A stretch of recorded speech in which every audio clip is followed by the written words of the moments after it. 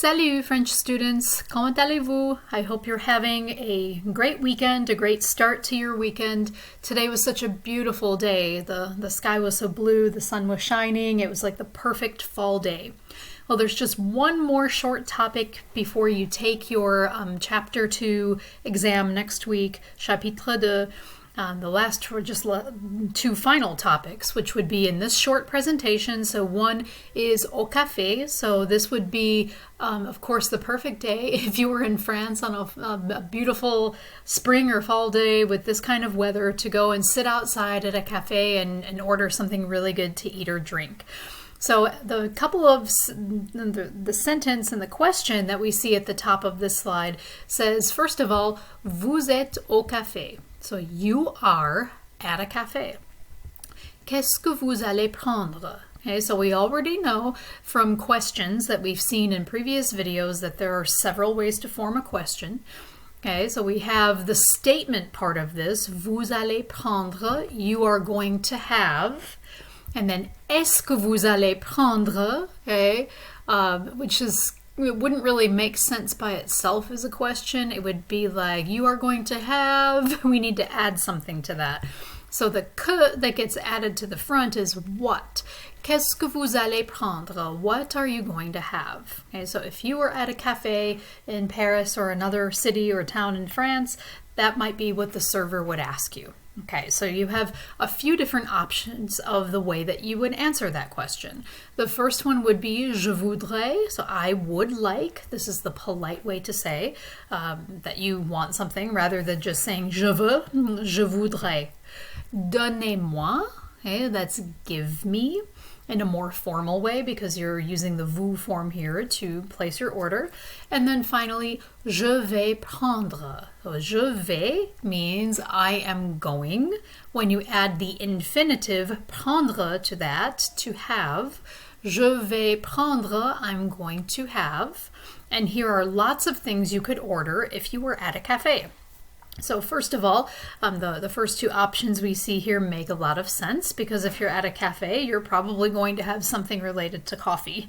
So an espresso, so this would be what we would call espresso in English. We've borrowed the Italian word into English rather than the French version of this.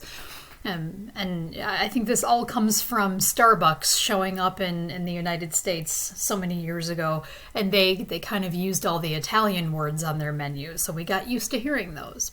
Okay, the second option is un café au lait. So un café is a coffee, and then au lait just means with milk. Okay, so a coffee with milk. Un thé au citron, so a tea. And then we're going to add lemon to the tea. Okay, so au citron just means you've got a little bit of lemon on the side. The next option would be une eau minérale, so a mineral water. And you can see this looks like a bottle of Perrier right here, right? So that's fitting. It goes well with this being in French. Okay, we could also say un jus de fruits ou un jus d'orange. So it could be any kind of fruit juice, un jus de fruits, ou un jus d'orange, an orange juice. Okay, you might also ask for un coca, okay, so a Coke. Okay, we just call it a Coke rather than Coca-Cola, right? But in French, it's known as un coca. And if you want a Diet Coke, you would say un coca light, and you use the English word for that. Notice it comes in a glass bottle. Whenever I visited any cafes in France years ago, the last time I was there, I always got a Coke in a glass bottle because it just tastes different somehow. It's really delicious. And finally, we see un orangina, which is sort of like an orange soda. It's not exactly like an orange crush like we would know here in the United States. It's like a little... it's almost like carbonated orange juice in a way. It's a little bit of a lighter flavor, but it's also delicious. Okay, so that gives you lots of options for your visit to a cafe. And we'll move on to the next slide where we'll see a few more options. So first of all, we see here un verre de vin rouge ou un verre de vin blanc. So un verre is a glass. And de vin rouge would be red wine. So literally it's wine red, but of course adjectives come after the noun generally in French. So un verre de vin rouge ou un verre de vin blanc. So if we wanted to have white wine, we could say vin blanc. And notice that the C is silent at the end of that.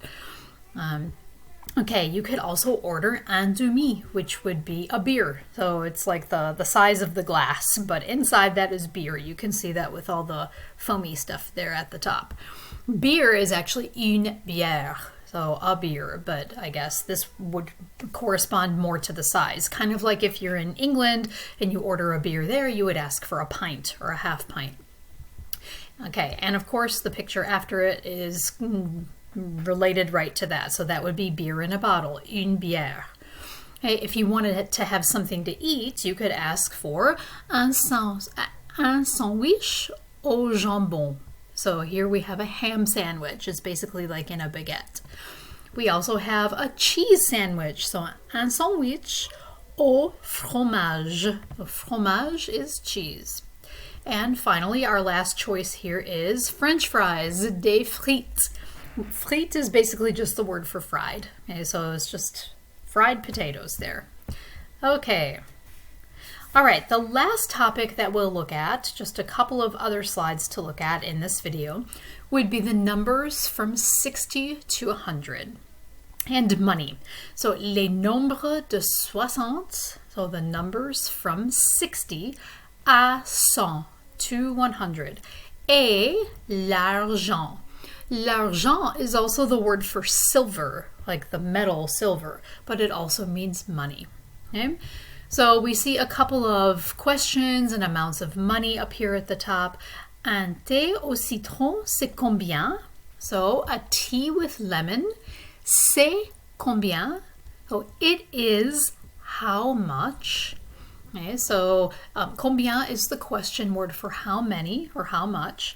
C'est is the expression for it is. So when we ask a question and we put it all together, it's basically asking how much is it? Or ça fait combien? So ça fait would be it makes or it does.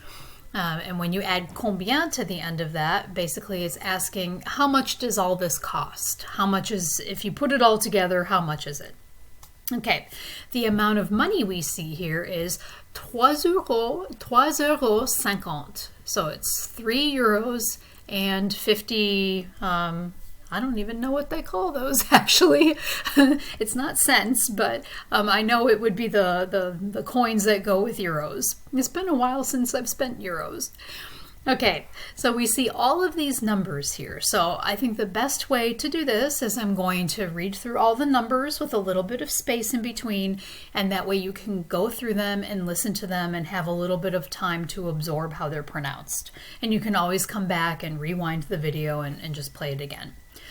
Okay, so from 60 to 79, 60, 61, 62, 63, 64,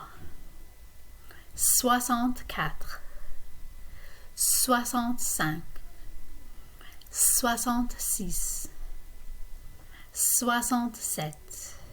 67, 68, 69. Okay, I'm moving on to 70. 70, 71, 72, 73, 74, 75, 76, 77, 78, 79. Okay, a few things I want to mention about the numbers so far. Notice that the base of this is the number for 60, 60. And every other number all the way up to 79 also begins with 60. And you might be thinking, well, how is that? If 60 is 60, why is 79 having that in its name? So the way this works is that from 60 to 69, you're basically adding the numbers from 1 to 9. So 64, et un, so 60 and 1. And then from 62 to 69, you're basically just tacking on the number to the end of 60. So 65 is 60 and 5, for example. When you move over to the numbers from 70 to 79, you're basically adding 10 plus the individual numbers. So 70 is 60 and 10, and you get 70. So we're kind of doing math at the same time that we're learning French numbers. 71 would be 60 plus 11, and it follows the same form as 61 with the A to join the two numbers. And then from 72 to 79, you're basically adding on like the teen number. So 72 would be 60 plus 12. 73 is 60 plus 13. 74, 60 plus 14, etc. All the way down until you get to 79. And notice that you have a liaison entre 10 et 9, 19. And the same for 18, 78.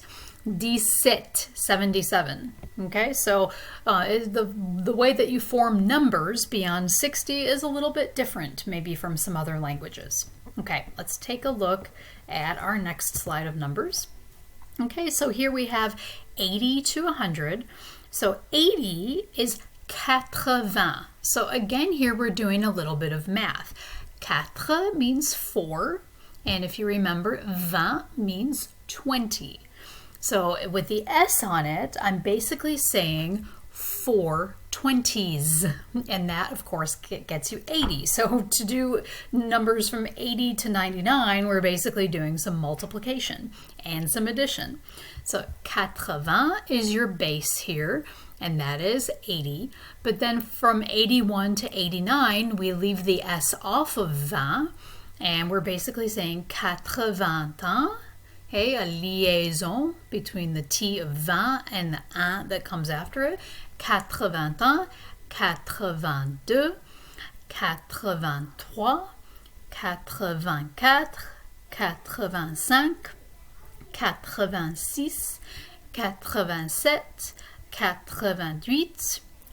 89. Okay, so all of them are 80 plus the number that comes after, all the way to 89. Then when we get to 90, we're going to say 90, so that's 80 plus 10, you get 90. And we do the same thing that we did from 71 to 79. So you're adding on like the teen number. So 91, so that would be 80, or yes, 80 plus 11, so you get 91. 92, okay, that would be 92. 93, so 80 plus 13 gives you 93, etc. All the way down to 99, which seems like a really long name for one number, right? And then the easiest one of all from 60 to 100 would be the number 100, which is 100. Okay, so we have a nasal sound there, a nasal vowel sound in the middle, and the T is silent. Okay, so that is everything for chapter 2. Okay, so we covered in this video things that you would order at a cafe, how you would do that ordering, what the server might ask you when they come to take your order, and all the different numbers and how to put them together using a little bit of math. Okay, so that concludes everything for chapter 2. Your test, as always, will be available starting this Sunday. That would be October, let me think, that's October 19th from 12:01 all the way until the 21st, 11:59. So you'll have 2 full days to take your exam just like you did for the first 2. Okay, so any questions that you have between now and the time you decide to take the exam, don't hesitate to let me know, and I wish you all good luck. Bonne chance!